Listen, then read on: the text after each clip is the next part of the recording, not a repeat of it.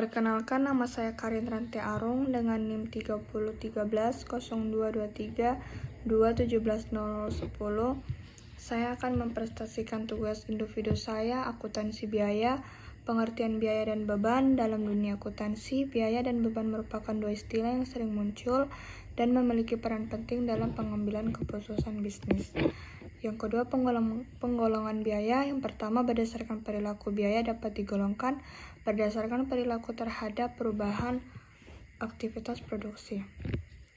Yang kedua, berdasarkan fungsi. Biaya juga dapat digolongkan berdasarkan fungsi dalam proses produksi. Yang ketiga, berdasarkan objek. Penggolongan berdasarkan objek berkaitan dengan unit atau bagian yang menjadi sasaran biaya. Yang keempat, berdasarkan waktu. Berdasarkan waktu, biaya dapat digolongkan menjadi biaya periode dan biaya produk. Biaya periode dibebankan pada periode terjadinya seperti biaya pemasaran dan biaya administrasi. Metode penentuan biaya produksi. Yang pertama, metode job order costing. Metode ini digunakan untuk menghitung biaya produksi pada pesanan atau pekerjaan yang unik. Yang kedua, metode process costing. Metode ini digunakan untuk menghitung biaya produksi pada produk yang dihasilkan secara massal dan identik.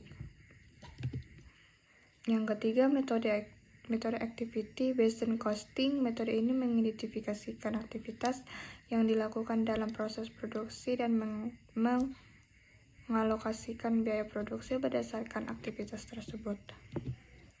Perbedaan biaya dan beban. Biaya adalah pengeluaran yang dilakukan untuk menghasilkan pendapatan. Biaya merupakan aset yang dapat menghasilkan ekonomis di masa depan. Yang kedua, beban. Beban adalah pengeluaran yang tidak langsung menghasilkan pendapatan. Beban dibebankan pada periode terjadinya dan merupakan pengorbanan untuk memperoleh manfaat ekonomis masa sekarang. Contoh biaya dan beban. Yang pertama, biaya bahan baku. Biaya yang dikeluarkan untuk membeli bahan baku yang digunakan dalam proses produksi. Contohnya itu biaya pembelian tepung dalam pembuatan roti. Yang kedua, beban sewa yang dikeluarkan untuk menyewa tempat usaha. Beban sewa dibebankan pada periode terjadinya dan merupakan pengorbanan untuk memperoleh manfaat ekonomis di masa sekarang. Yang ketiga, biaya tenaga kerja langsung. Biaya yang dikeluarkan untuk upah tenaga kerja yang terlibat langsung dalam proses produksi. Contohnya, upah tukang roti dalam pembuatan roti.